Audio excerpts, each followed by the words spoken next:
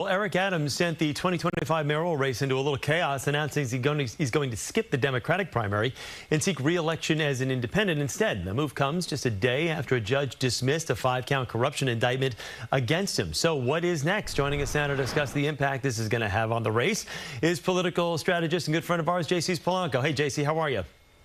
Hey, how are you doing? Good morning. Thank you for having me. Good to see you. So let's talk about the mayor's decision. Was this really his only path to stay relevant in the election, or could he have just made waves the last 2 months without changing to be an independent?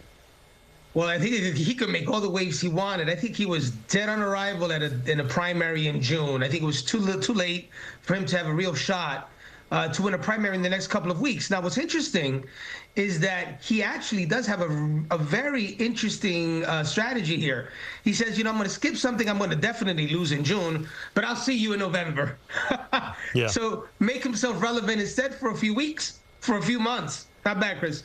So we saw him the other night, the night before the charges were dropped, make for the first time some pretty biting, direct comments at his competition on the Democratic side, former Governor Cuomo, for one, where his criticism was much more pointed than it has been in weeks past. Probably, of course, knowing that this decision was looming and that he was going to basically get off scot-free from the indictments. So what do you think the attack lines are for him now? Because we know, obviously, the attack lines against him are wide open.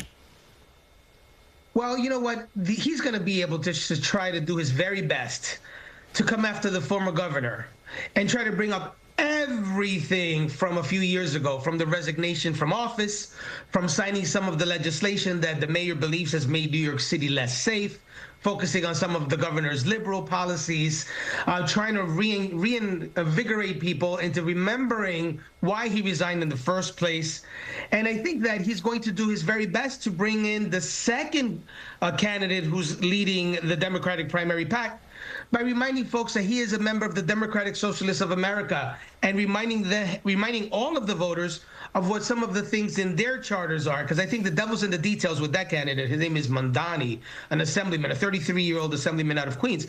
So he's going to do his very best to try to come out of this in November by pointing out how the Democrats, who may win in June, are the worst of the potential candidates to face him in November. He's going to have an advantage. New York has relatively low voter turnout. Look, last election cycle, about 20% of New Yorkers even bothered to come out to vote. So we're talking about low propensity voters here in New York City. And quite frankly, he realizes that he didn't have a shot in the world of winning the Democratic primary, but in a November election with a three-way split, who knows what can happen, Chris? You know, and timing is on his side right now, you know, with the Department of Justice coming in and basically saying these charges need to be dropped so he can continue his re-election bid, help with the immigration policies of the Trump administration. That, combined with the fact that Police Commissioner Tisch yesterday announcing new crime numbers, which are down significantly across the board. We're talking middle double-digit, 34% murder rate down, shootings are down, subway crime is way down. So this helps in his argument to the people of New York City of like, look, you want a safer, more secure city. I'm providing that for you. That's right. And that's what he's going to focus on. He's going to harp in on that, focus on the safety of New York City. So he may have a shot, but this is the issue. It's very, very hard to win in New York City as an independent. That's the albatross around his neck. And let me ask you this, hypocrisy we know is not lost in politics. He's going to attack Governor Cuomo, as you just said, for past incidents and whatnot during the COVID pandemic, whether it was nursing homes, whether it was taking money away from police that he has said he has done, things of that nature. The mayor is open for criticism as well. You know, as we've mentioned, even though these charges were dropped, the judge didn't drop it because the evidence was light. The judge dropped the charges because the federal government stepped in and said, you have to do this, and there's really no other choice. So he's open for criticism as well. How difficult is that going to be for him to attack when he knows basically the attacks right back at him are justified and legitimate?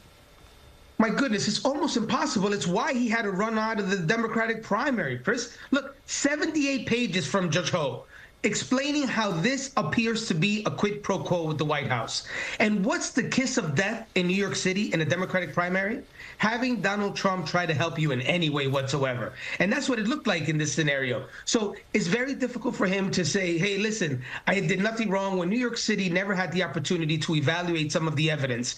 I still argue everywhere I go that the worst thing that happened to the mayor was making an arrangement with the president. He should have allowed for the charges to continue, prove his innocence, and everyone would have seen that he had nothing to do with any corruption. He would have had a good opportunity. But the kiss of death for this mayor in a city that overwhelmingly, even if he increases in popularity, disagrees with President Trump, wants to get President Trump to support you in any way whatsoever. It's going to be very difficult for him to try to pull this off.